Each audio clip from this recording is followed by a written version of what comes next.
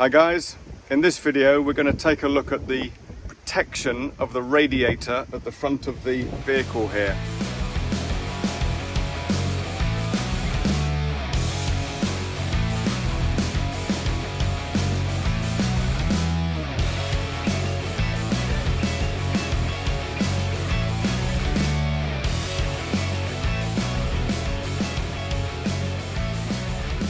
Now most people think the Sahara Desert is all sand. Well, actually 90% of it is rock.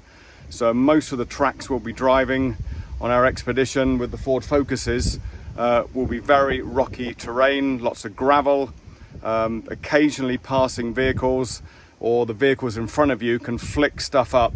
And the last thing you want is a stone going straight through the grille, because it is only plastic, and hitting the radiator.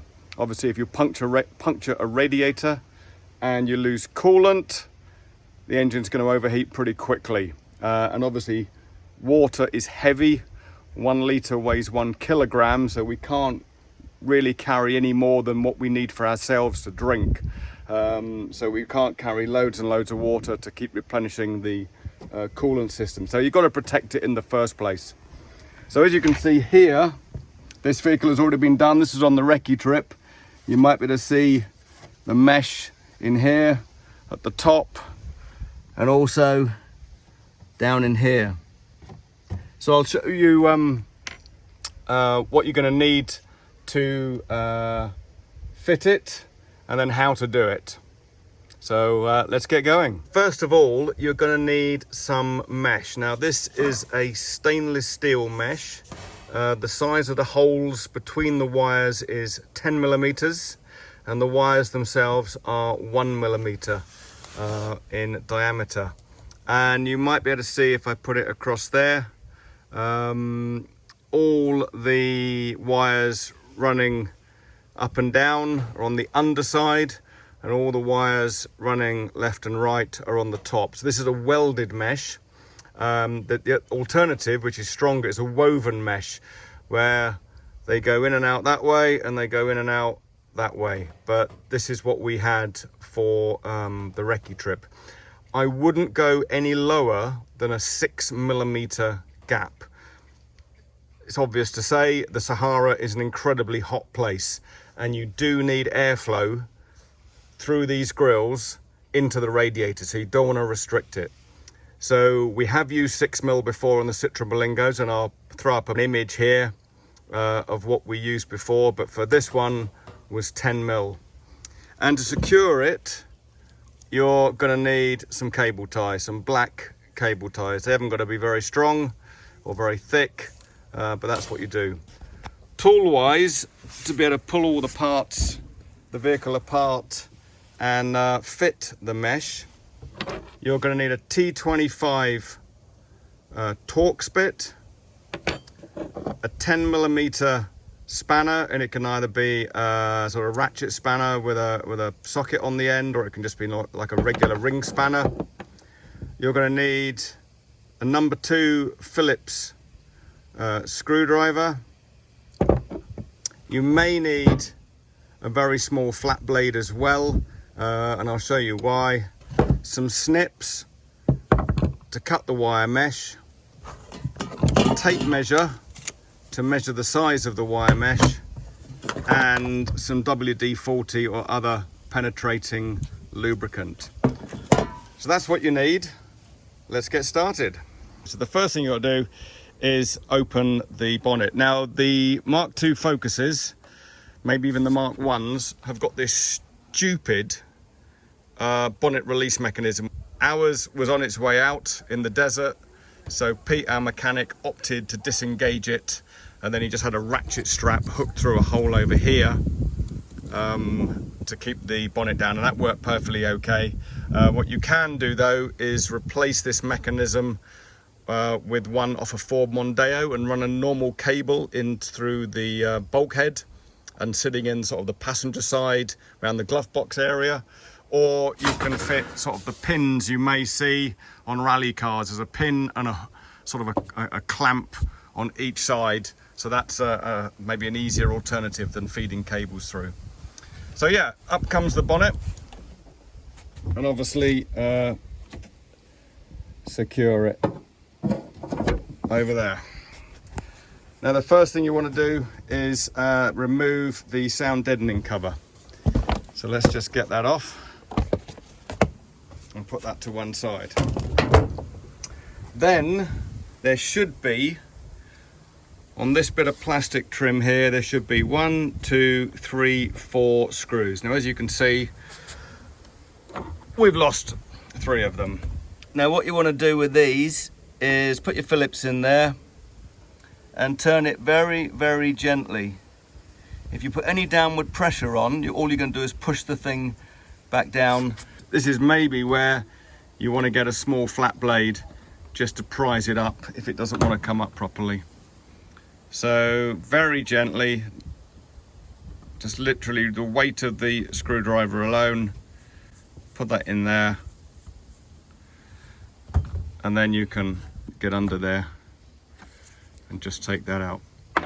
Okay, so that's the first bit, and then just stick everything up here. Now this, there's some, don't know if you can see them, some little tabs here.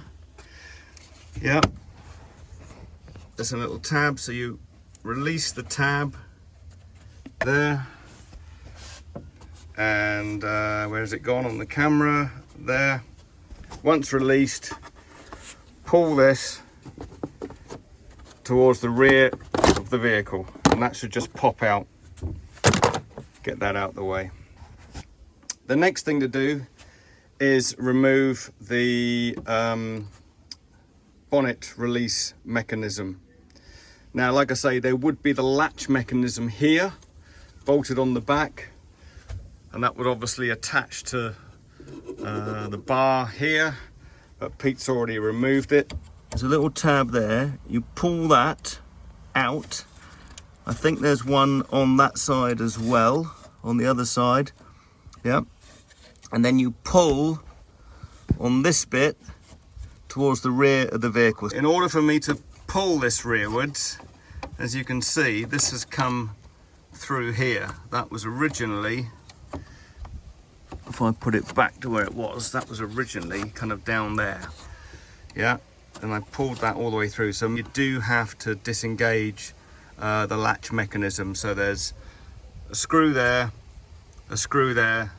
remove it, and just maybe put it to one side. Okay, there's no cable because obviously it's just released from the front here. So yeah, so maybe remove that and then push that out the way like that. Okay, the next thing you've got to do is remove this front grille. So again, you need your Phillips screwdriver. So again, gently, in the hope that they come up. They do, right? And then gently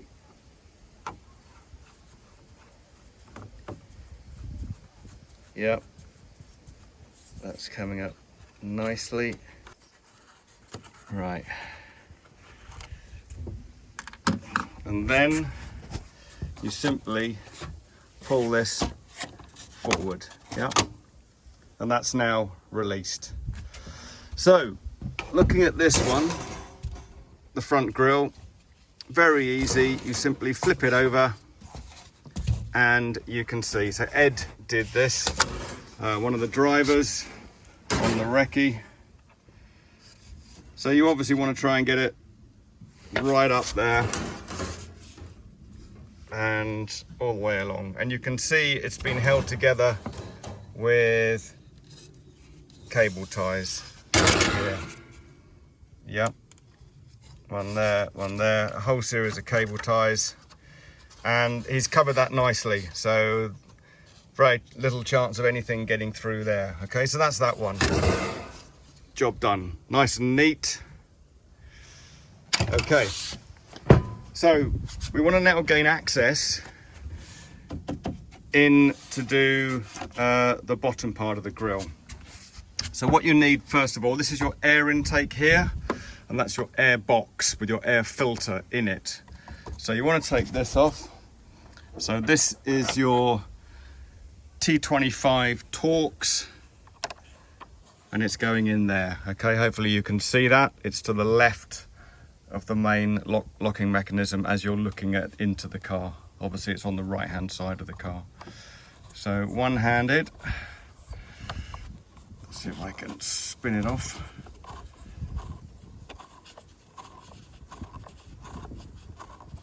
Right, I think that might be enough. Yep. And then simply just pull here, okay? And that lifts up. Now the next thing you want to do is remove the horns. So there you can see them down here, this one and this one here. It's on a central bracket, and let me shine some light down there for you. Can you see that? Down there is a 10mm bolt.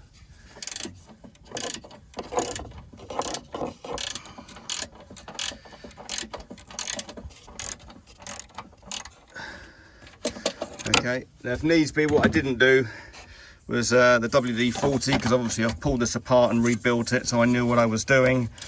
You might want to put some WD-40 on this bolt before attempting to remove it. Now I'll just put the bolt to one side, and then I'll show you. If you look on the back here, that's the hole the bolt went through. See this little tab here, and if you look down in there are two holes. That's for the tab, that's for the bolt. Okay, so just make sure you orientate it around the right way. Don't try and stick the bolt in the wrong hole, because it won't work. And then just bring that, and you can kind of rest it gently. Obviously be careful you don't rip the wires out. So now you have full access to the top in order to fit the mesh. Now what you're looking at size wise is 1 meter exactly. Okay, so from here all the way to here is exactly 1 meter, and then depth wise you're looking at, what's that, I would say 12 centimeters. But what I would do is add at least 1 centimeter either side, yeah, because you can see there nothing's really going to get through. But if that was a bit of an overlap, I would have an overlap. You've got plenty of room this side, you could probably have 2 centimeters there. I would do that. Now the other thing is you're going to have to do is fit a sump guard, okay, and hopefully we'll get to do that in a bit. Okay, but what you would have is a plastic under tray. It's all to do with aerodynamics really. Plastic under tray, so that's got to come off because you've got to fit the sump guard.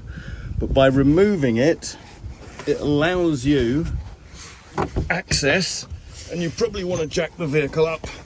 You know, I'm crawling underneath it, and now you can see you've got access to the underside, which might actually be easier.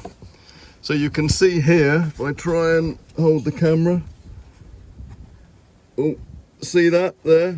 You could easily have a couple of centimeters here, yep, and up here, plenty of room. So you could have definitely 1, if not possibly 2 centimeters. So I would definitely fit an overlap. I wouldn't have it as tight as this. And what Ed's done, hopefully you can see, very difficult for me to film this. See these longer strips here? Yeah, it's an overlap.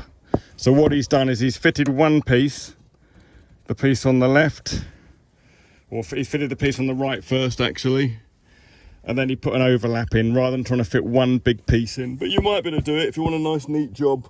I would try and do it as one neat piece that's 1 meter wide. That's how big the sheets are that we tend to get. Okay, and then it's simply a question of rebuilding the vehicle. So once that's done, refit the horn.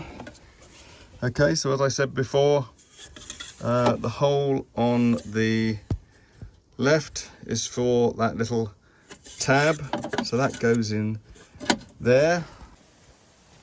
Okay, horn fitted. There's the bolt in there.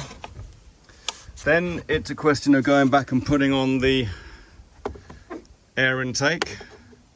Okay, so again, that's where it goes, and don't forget the bolt with your T25 Torx goes in that hole there. Then fit your upper grill.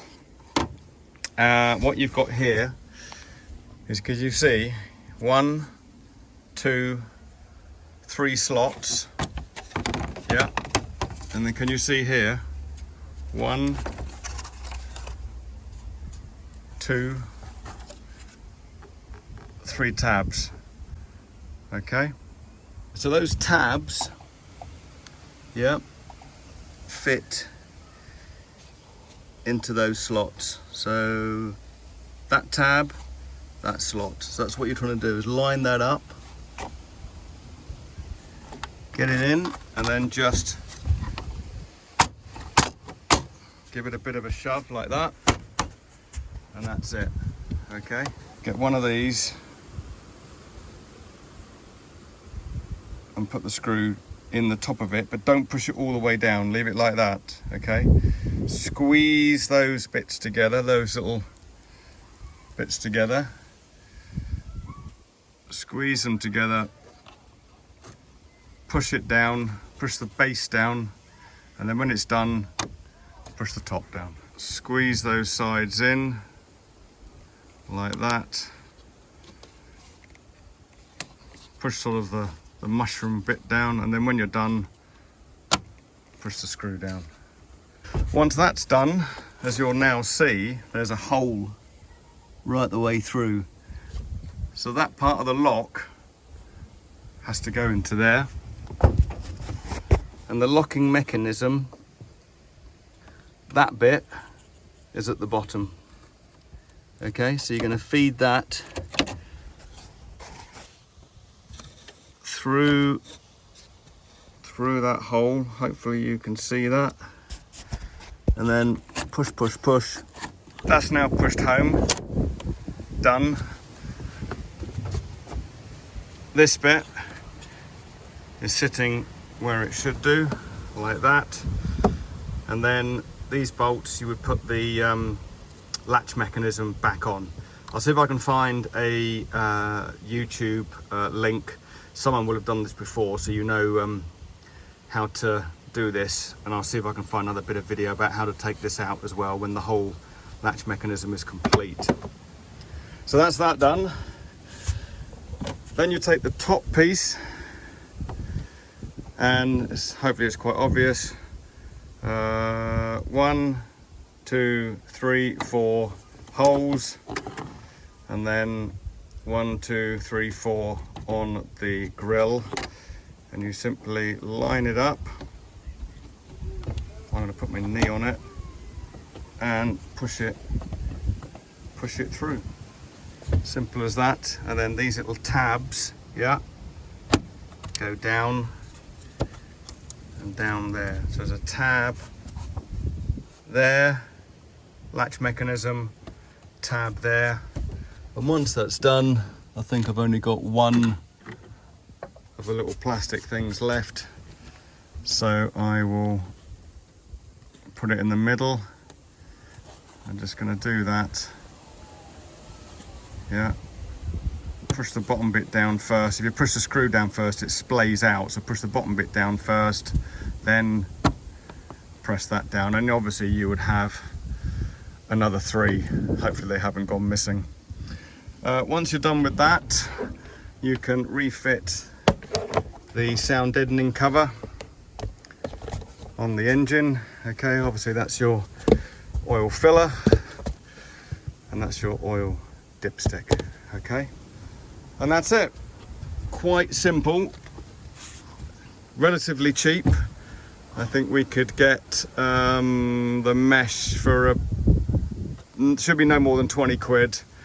Cable ties are cheap, yeah, but now that adds a considerable amount of protection. You know, if I push on that, that is actually quite firm. You know, Ed did a really good job on this, and on that one as well. Yeah, nothing's really going to go through there. And like I say, 10 mil, yeah, is probably the size you want. I wouldn't go much less. 6 mil we have done on the Belingos, and like I say, I'll show you a photo of that. And it's all neat. You can't really see it actually when you put the bonnet back down and stand away. So there you go. That's it. Well, I hope that's been of some help, particularly for the teams that are signed up to this year's expedition. We've already got quite a lot of interest for 2026, so don't hang around too long if you want to join us next year. Take on the original Dakar rally route through Morocco, through the Sahara Desert in a budget Ford Focus. Like I've said, or you've seen on maybe some previous videos, 400 quid. That's what that one cost. The other one we took, the grey one, was £200. This protection modification, 30 quid tops, maybe 20 quid to get that done. You may even have some wire like that, old chicken wire or anything like that lying around. But that is definitely what is needed. Right then, I'll leave you to it, and I'll try and get another video up soon explaining some other parts and other modifications we've got to do to this vehicle to get it desert ready. Cheers for now.